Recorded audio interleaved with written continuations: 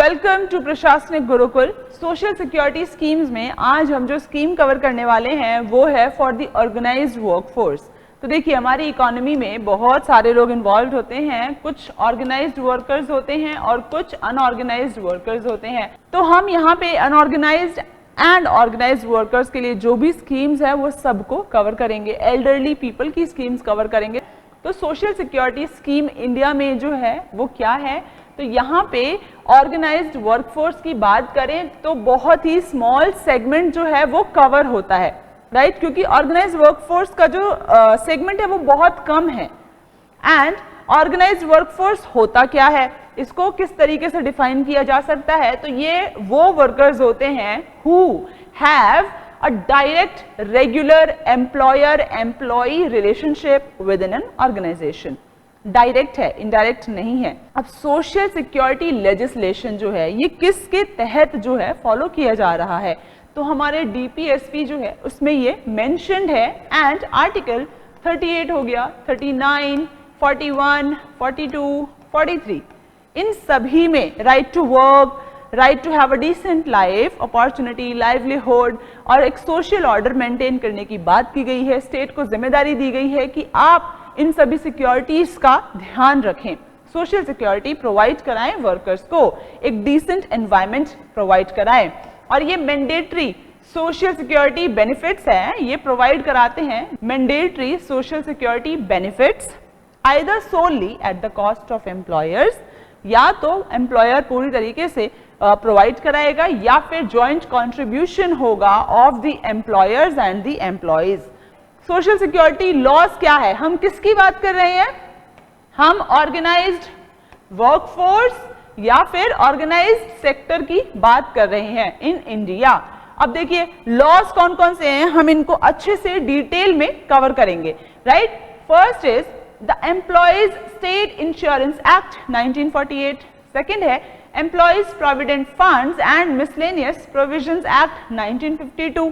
अब ये सब कवर करना इंपॉर्टेंट क्यों है, क्योंकि क्वेश्चंस कहाँ से आएंगे, किस तरीके से बनाए जा सकते हैं, वो सभी चीजों को हम देखेंगे अच्छे से। ये जो एक्ट है हमारा 1952 वाला, इसमें सेपरेट प्रोविडेंट फंड लेजिस्लेशन है जो एग्जिस्ट करते हैं for coal mines and tea plantations के लिए in Assam and for seamen. Workmen's compensation act 1923, जिसका नाम अब एम्प्लॉयज कॉम्पेंसेशन एक्ट हो गया है 2010 के बाद से। Maternity benefit act, very important. Payment of gratuity act 1972, इन सभी एक्ट्स को हम बहुत अच्छे से कवर करेंगे। अब देखिए यहाँ पर जो एडमिनिस्ट्रेशन जो है इन सोशल सिक्योरिटी एक्ट्स का वो कौन करता है, एडमिनिस्ट्रेशन। ये जो 5 एक्ट्स हैं हमारे, हम देखेंगे कि सेंट्रल गवर्नमेंट, स्टेट गवर्नमेंट में से किसके अंडर ये एक्ट्स आते हैं। तो प्रोविजन ऑफ द वर्कमेंस और एम्प्लॉयज कॉम्पेंसेशन एक्ट 1923, ये जो है एडमिनिस्टर किए जाते हैं exclusively by the state government.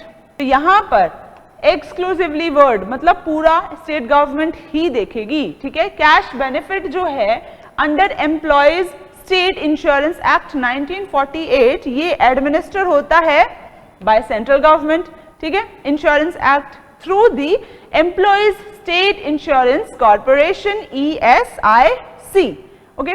Second, अगला है हमारा स्टेट गवर्नमेंट और यूनियन टेरिटरी एडमिनिस्ट्रेशन। यहाँ स्टेट गवर्नमेंट और यूनियन टेरिटरी एडमिनिस्ट्रेशन जो है ये एडमिनिस्टर करती है मेडिकल केयर को अलॉन्ग विद ESIC, ठीक है।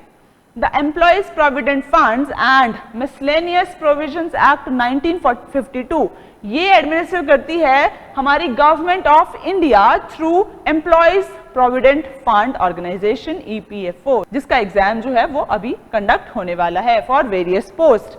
तो ये एडमिनिस्टर होता है गवर्नमेंट ऑफ इंडिया द्वारा, और किस एजेंसी के द्वारा, EPFO। ये सभी चीजें एकदम फैक्ट बेस्ड है, ये सभी याद करना बहुत जरूरी है। एडमिनिस्ट्रेशन किस एक्ट का कौन कर रहा है, ठीक है। मेडिकल केयर वाली बात भी आपको याद रखनी होगी।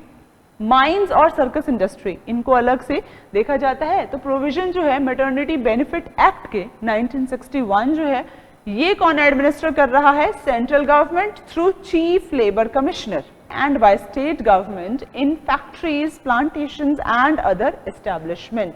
काफी इंपॉर्टेंट है।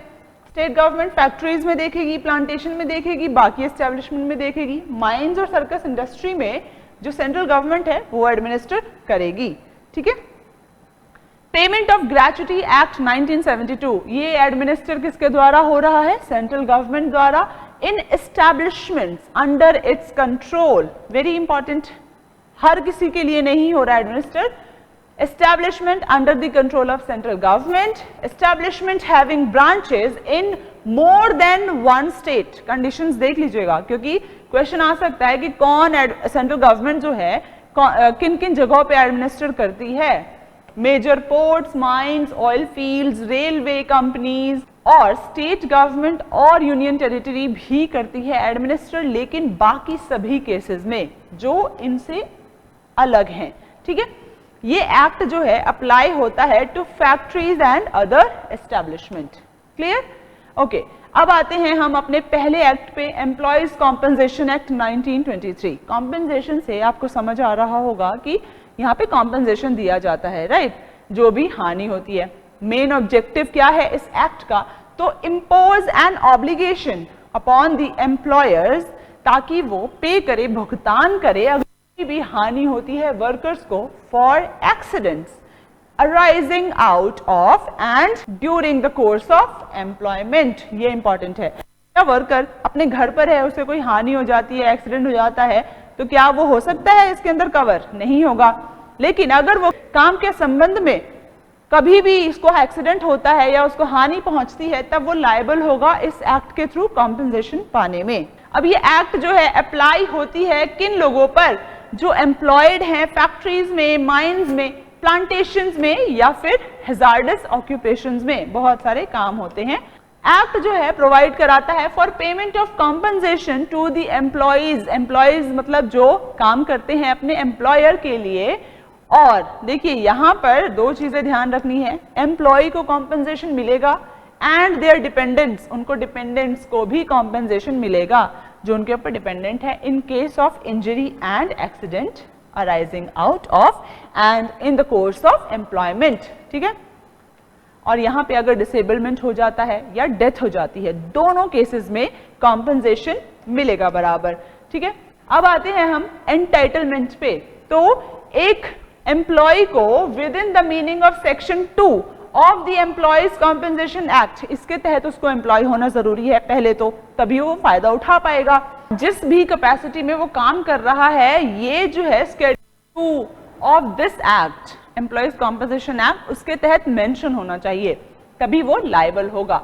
बेनिफिट्स क्या क्या मिलेंगे? अब देखिए, जो कॉम्पेंसेशन है, rate of compensation in case of death, और यहाँ पे परमानेंट टोटल डिसेबलमेंट है।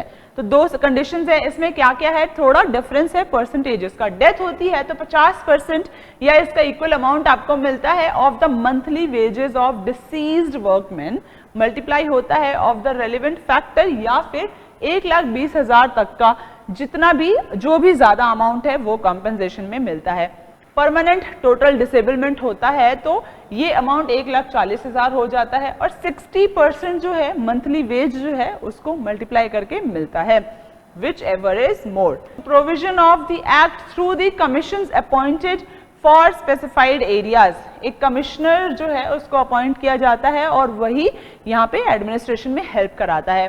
स्टेट गवर्नमेंट जो है वो रूल्स भी बनाती है। तो ये था हमारा एम्प्लॉयज कॉम्पेंसेशन एक्ट। आगे की वीडियोस में हम बाकी एक्ट्स कवर करेंगे। Till then work hard, work smart.